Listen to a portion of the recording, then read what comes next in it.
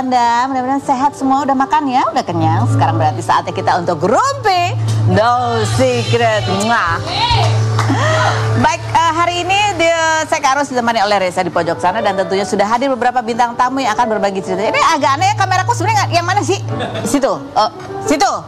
Oh situ, oke, baiklah ya. Habis agak gimana gitu kayak.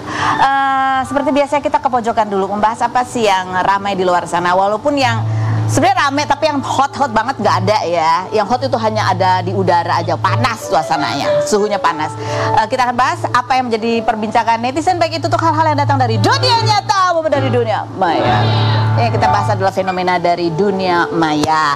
Ini lagi rame ini kemarin gara-gara ada satu konten kreator dari luar ya, yang namanya Mr. Beast. Mr. Beast itu lagi bagi-bagi giveaway gitu, tapi nilainya wah bombastis karena dalam dolar. Total itu ada berapa? 500 ribu US dollar, tapi dibagi untuk 10 pemenang. Nah, satu itu yang dapat ternyata orang Indonesia. Berarti dia tuh kira-kira dapat 50 ribu US dollar. Kalau dikursin di kurs zaman sekarang yaitu berapa belas ribu sih? 16. Itu berarti dia dapatnya sekitar hampir 1M, 815.600.000 rupiah, betul ya? Nah, yang dapat itu akun namanya adalah akun siapa? Nurma Dewe itu. Nah, tapi yang unik ya adalah nih Nurma Dewe 99. Ini komen ini pengumuman dari Mr. Beast-nya ya. Congrats to all the 50k winners so far. We have 2 winners left. Terus ini 7 winnernya dia, ya kan? Postnya cuma 1, followernya 133 ya. Tapi ternyata setelah dicek-cek lagi, tiba-tiba itu akun nggak ada. Nggak ada. Lalu setelah dia nggak ada, muncullah akun-akun ternakannya. Ya, akun ternakan tahu kan? Akun yang mirip-mirip tuh. Ini coba akun ternakannya nih ya. Nurma Dewe _99. Yang aslinya kan namanya Nurma Dewe 99, nggak pakai spasi, nggak pakai apa kan? Ini ada yang ditambahin titik, spasi, ya kan? Pokoknya Nurma Dewe 99. Nah, inilah modus-modus ini. Sehingga ada netizen yang berspekulasi jangan-jangan ini setelah dia dapat hadiah, terus banyak netizen iri dan dengki, kemudian di-report rame-rame sehingga itu akun hilang. Supaya 50 ribu US dollar itu jatuh ke orang lain. Komentarnya itu coba kita baca ya, berikut nih. Ini susah ya, misalnya miring gitu. Mudah-mudahan nggak ke-up ya Mbak, aku ikut deg-degan kalau rame Mbak harus ngadepin kantor pajak. Ya juga ya, nggak kepikiran ya. Tetangga saudara yang tiba-tiba mendekat, dan banyak lagi orang-orang nggak kenal yang tiba-tiba so akrab. Yang berikutnya ada lagi. Bayangin lagi nyantai scroll IG, iseng tak orang, tahu-tahu 800 juta di tangan. Iya, ini soalnya caranya gampang banget katanya ya. Cuma ngetek doang. Pakai komen nggak? Enggak. Oke. Lagi komentarnya coba kita lihat. Keren lu Mbak, keberuntungan lu udah kepake gitu. Yang berikut. Bisa buat bekal nganggur 5 tahun katanya. Yang berikutnya ada lagi. Ngapain pada kesini udah habis periodenya, kocak. Ini komennya di bawah si bis itu ya. Yang berikutnya ada lagi, kita coba ya, nyoba lagi. Yang berikutnya ada lagi, Bismillah siapa tahu menang. Dia apa sih di blur tone-nya apa? Nama siapa? Nama akun yang di-tag. Siapa nama akun siapa? Netizen ya. Oh, dia harus nge-tag berapa orang gitu? Dia baru komen di yang Mr. Beast ini Kak, tapi kan telat. Oh, jadi tuh nge-tag orang-orang teman-temannya gitu. Oh, buat nambah-nambah follower ya. Tapi Mr. Beast itu kan follower di YouTube-nya juga udah banyak ya, 104 juta miliar. 104 juta follower. Gitu ya. Tapi kalau menurut aku emang kayaknya si Nurma ini sengaja menghilangkan jejak ya. Karena kalau katanya Mr. Beast itu udah ke deliver duitnya. Kata siapa sih? Ini semua informasi dari netizen ya, bukan dari Mr. Beast. Aku gak kenal sih. Perlu diketahui, akun Instagram asli orang tersebut sudah ke-ban pihak Instagram karena banyaknya pelaporan dan banyak muncul akun klonnya. Tapi pihak Mr. Beast sudah mengkonfirmasi bahwasannya uang sudah diterima sebelum dipost di akun Instagramnya lewat konfirmasi email, katanya gitu. Jadi ada dua kemungkinan. Ini kan semua ini berarti ini murni gosip semua ya. Karena nggak ada tuh statementnya Mr. Beast ya. Jadi bisa jadi emang di-report netizen iseng. Ya supaya ya siapa tahu salah kirim ya kan. Yang kedua emang sengaja dihilangkan. Karena itu tadi takut nanti kan, wih jadi rame orang datang. Ya kan? Apa kalau dulu apa ya? Biar akrab 100 dulu gitu kan. Ya. Nah ya. Sebenarnya itu namanya duit datang itu bisa jadi rezeki, bisa jadi cobaan ya. Baiklah, sekarang kita menuju ke bintang tamu kita yang pertama, ada Bobby Rahman. Ini yang memiliki juga usaha travel, umroh dan haji. Kita mau bahas mengenai ya ini kan sudah memasuki musim haji begitu, tapi ya, memang ada beberapa yang kemudian visanya pakai visa furoda, dan ternyata visa furoda tahun ini ya tidak dikeluarkan oleh pemerintah Arab Saudi, sehingga ada banyak calon jemaah haji yang tidak jadi berangkat. Di antaranya adalah beberapa artis. Kita tanya pengalaman Bobby Rahman seperti apa nih kalau kejadian seperti ini, dia harus nalangin berapa juta. Kita lihat dulu profilnya berikut ini. Dan Bobby Rahman, Assalamualaikum Pak Haji. Alhamdulillah. Kita baca dulu mulai dari artikel ya. Travel rugi besar ya, kisruh haji furoda, travel rugi besar, jemaah batal berangkat gitu.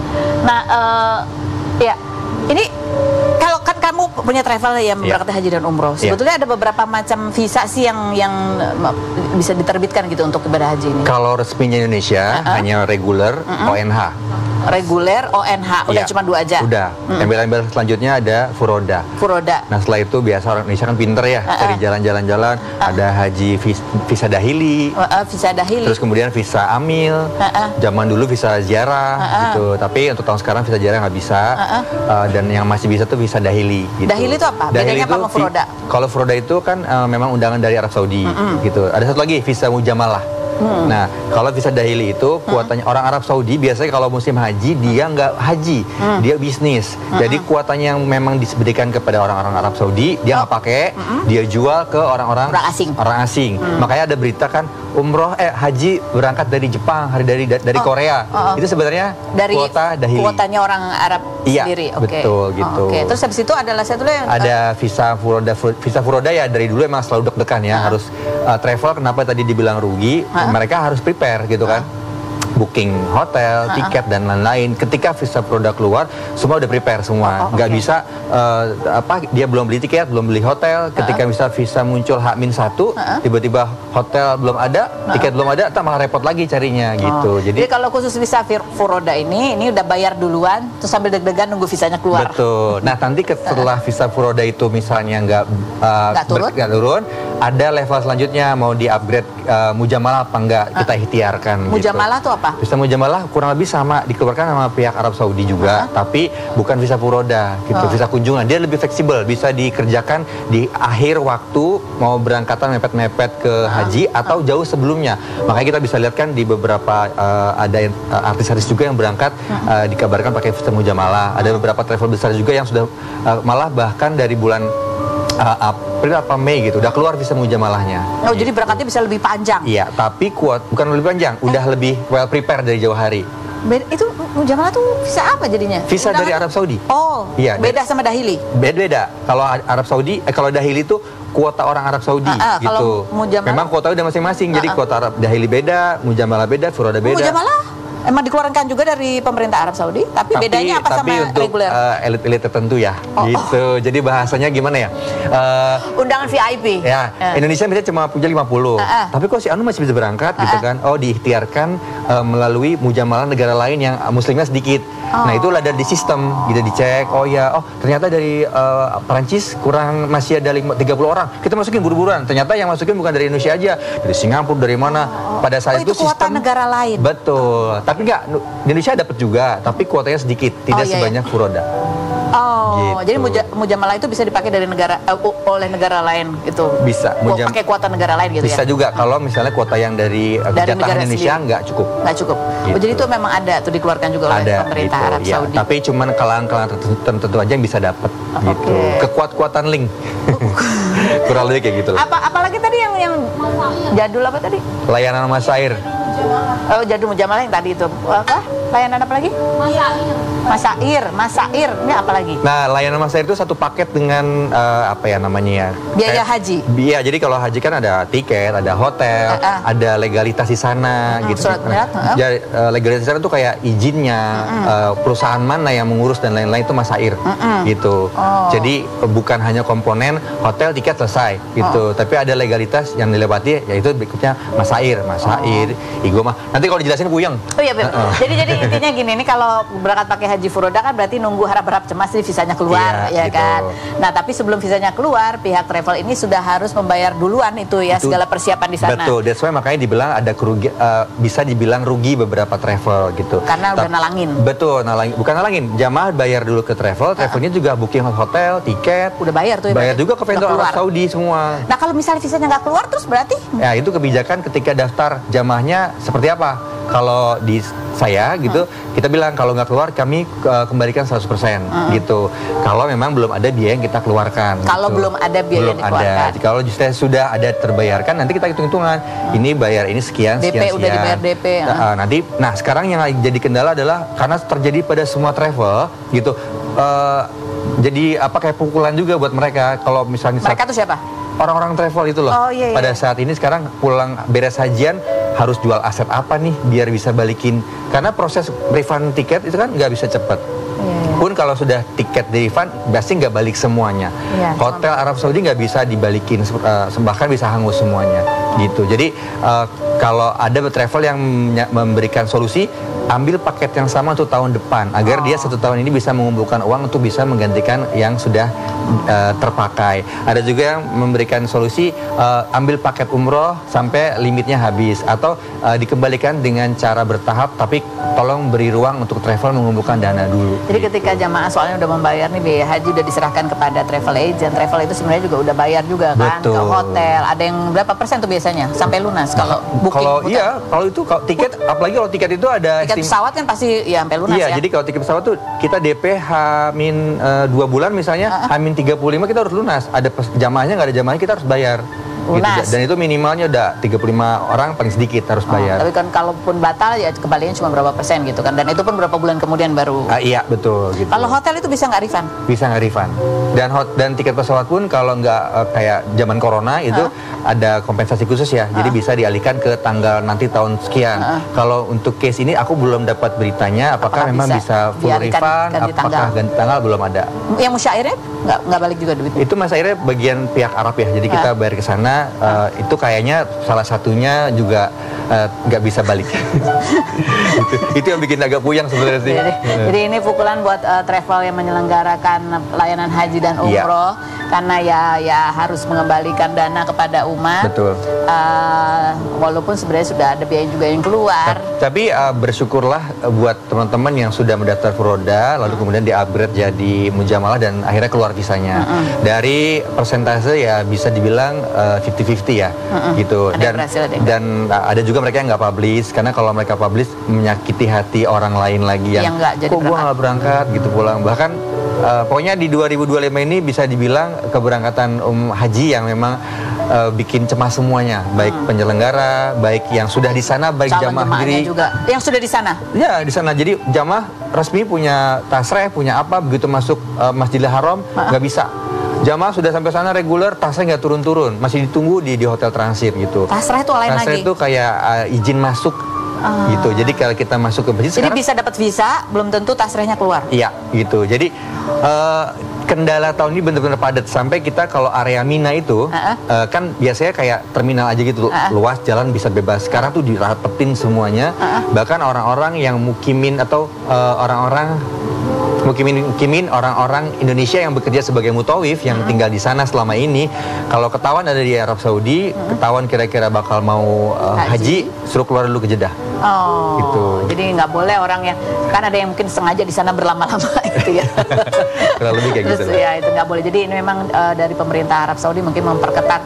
Kayaknya sih lagi memperbaiki segala sistem ya. Sistemnya karena kemarin-kemarin kan ada visa apa aja bisa masuk. Jadi kayak dia melarang tapi dia membuka. Nah sekarang dia bener-bener menutup semuanya. Nah kita kelangkapan, jadi bingung sendiri.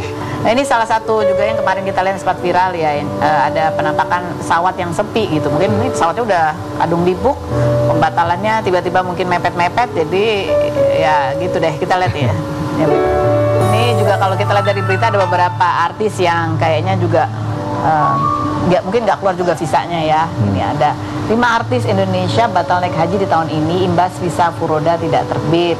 Ada Kimberly juga, Tengku Wisnu, Wendy dan istrinya gitu ya. Ada Ruben Onsu juga, Tengku Wisnu, Shiren.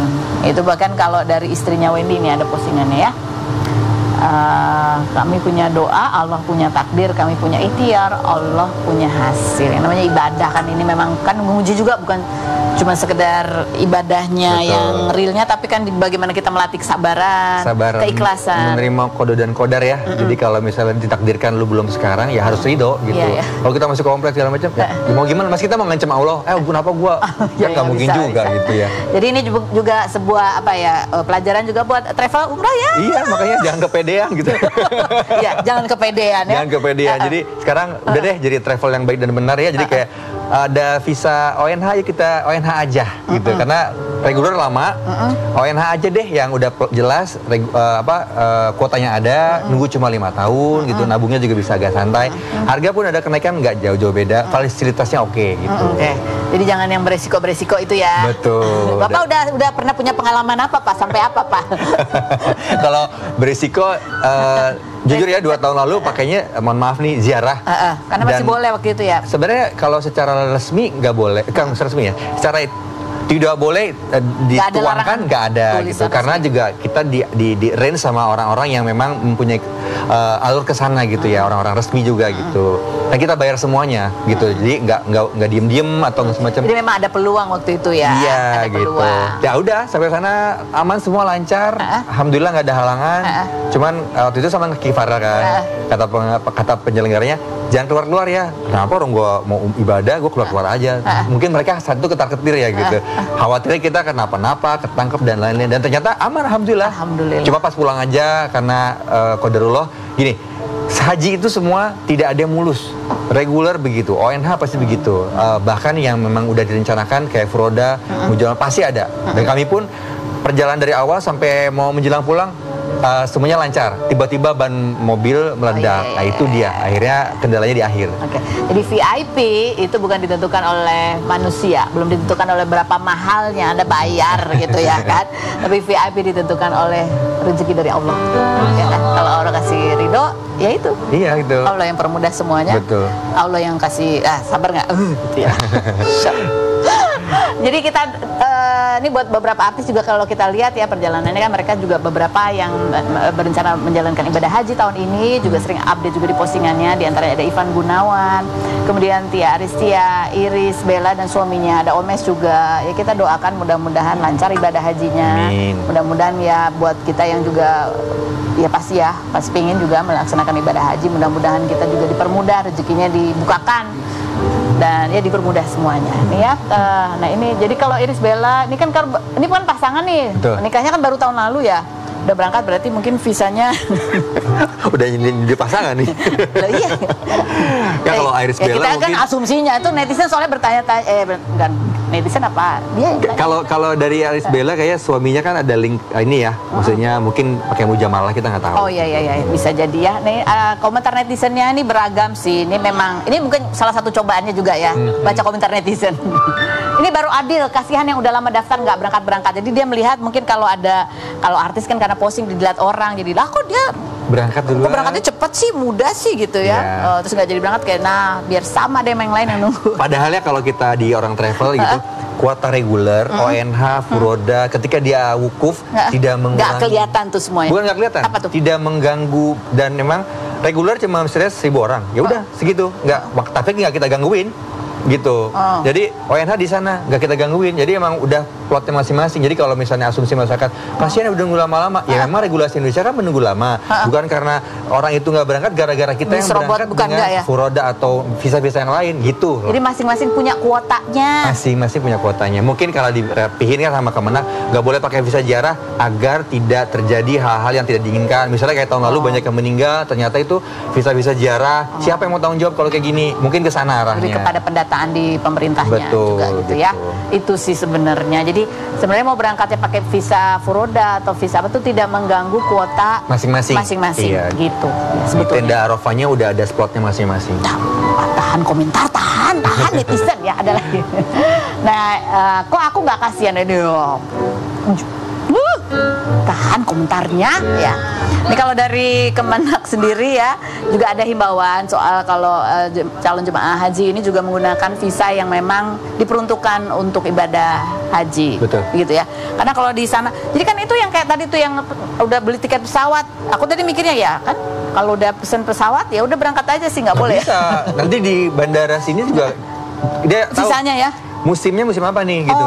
Musimnya musim haji, berangkat tujuan ke arah-arah Timur Tengah, udah mulai dicurigain gitu. Kamu mau kemana dan lain-lain. Itu kalau udah musim haji ini nggak keluar ya visa yang lainnya? Nggak keluar.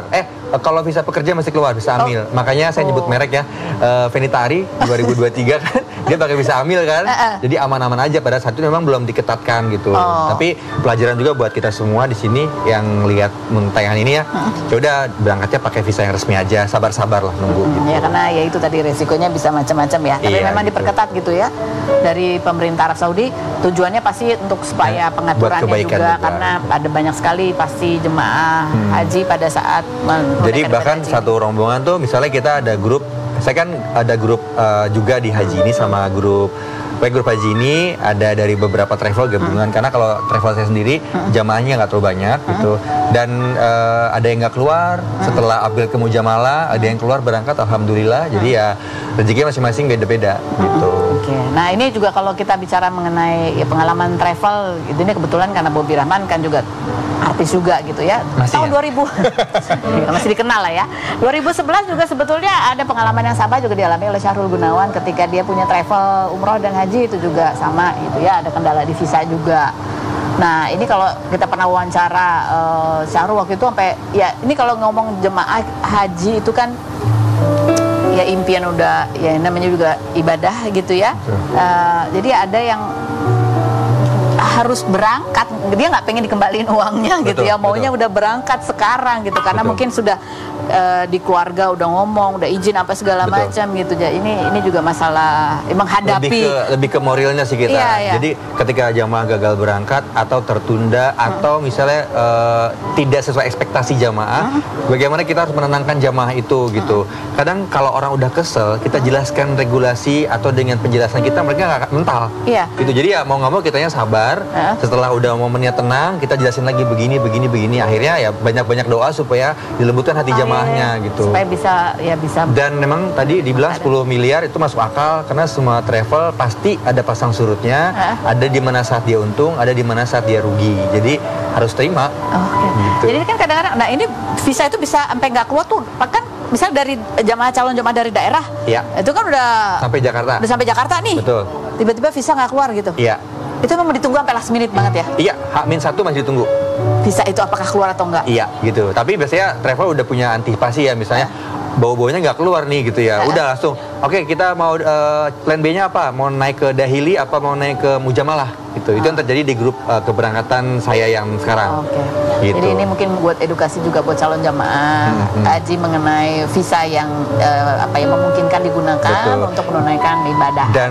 Dan perlu dipahami juga Arab Saudi itu peraturannya berubah-ubah. Berubah-berubah. Hari ini beda. Ntar besok bisa berubah lagi. Ntar besok kayak gini, tahun kemarin harus suntik meningitis, terus berapa bulan kemudian hilang. Tahun ini musim baru di Juli harus suntik meningitis lagi, tambah folio, tambah ada aturan lagi, hotelnya harus terkonfirmasi memiliki izin dan lain-lain, jamaah harus punya nusuk terkonfirmasi, begitu jamaah keluar dari bandara terdetek kalau ini semua udah satu kesatuan yang memang resmi. Jadi umroh mandiri agak-agak ketar-ketir juga nih. Ini bahkan untuk peraturan untuk umroh ya? Iya, untuk nanti. Jadi memang artinya peraturan Arab Saudi berubah. Jadi jamaah yang kok peraturan travelnya berubah, ya memang kita ngikutin regulasi dari sana gitu. Iya. Ini kan kadang-kadang ya itulah resiko mengerjakan jasa travel umroh dan haji begitu. Dinikmatin aja. Baik, nanti kita ngobrol lagi sama Bobby. Ada Manunung nih, Manunung yang di bulan April kemarin sudah update ya, sudah tinggal kontrol aja, tidak ada lagi treatment rutin yang harus dikerjakan untuk pengobatan kankernya. Kita lihat dulu profilnya berikut ini.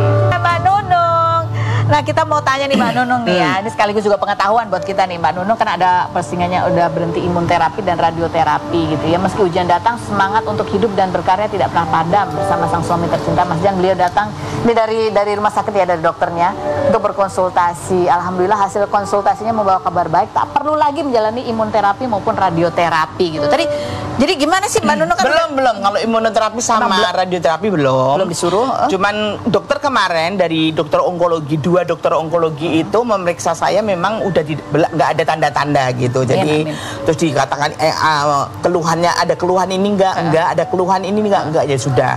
Tapi cuman disuruh PET scan. Jadi untuk imunoterapi sama radioterapi di cancel dulu, ke PET scan dulu aja dia gitu. Nah, kebetulan kemarin justru malah diambil darah. Diambil dan dicek, diambil 5 ampul, dikirim ke Singapura. Terus hasilnya itu kan untuk mengetahui untuk DNA keluarga, turunan ada ke resiko untuk resiko kankernya ya. Ternyata nggak ada. Alhamdulillah banget, alhamdulillah. Terus untuk saya sendiri juga alhamdulillah udah bersih gitu. Amin. Amin. Aduh, seneng banget dong ya. Aduh, seneng banget. Jadi tinggal cuma disuruh PET scan aja. Nah, yang dirasain di badan sekarang nih Mbak Nunung apa nih? Kan kalau dulu kan sakit tuh selain badannya, emosinya lebih ya kan, secara mental soalnya. Kalau emosi ya sekarang lagi-lagi banyak emosi. Biasalah, orang kan udah sepuh kan kayak gitu kan. Iya. Pendek ya. Baperan, ya kan. Umur-umur seperti saya tuh udah lucu-lucunya ya. Minta perhatian, minta kayak gitu-gitu. Jadi kalau untuk emosi sedikit masih ada ya. Masih. Tapi kalau lega, Masya Allah. Amin, alhamdulillah. Terus jadi udah nggak perlu minum obat yang rutin ada? Kalau obat rutin cuman obat asam lambung sama masih sih sama gula ya, tapi semuanya udah terkontrol, udah dalam pengawasan dokter, terkontrol. Makan berarti gimana makan? Makan ya sebetulnya ada juga makan itu kalau saya bilang saya makannya sedikit, orang nggak percaya badannya segini ya. Sebetulnya saya itu makannya sedikit nggak tahu, mungkin mengaruh obat juga ya. Terus jadi apa ya? Kalau umur-umur seperti saya itu mau makan yang berlebihan juga nggak mungkin. Udah enggak makan kayak gini udah nggak mungkin lah gitu loh. Jadi ya tahu diri aja. Jadi nggak ada pantangan ya untuk makanan ya? Sebetulnya nggak ada. Es kelapa cuman ya nggak boleh stres aja. Nggak boleh stres, tapi lagi usia lucu-lucunya emosi. Nanti kita akan dudukan Mbak Nunung di kursi fitnah atau fakta. Jangan kemana-mana, tetap di Rumpi Indosiar.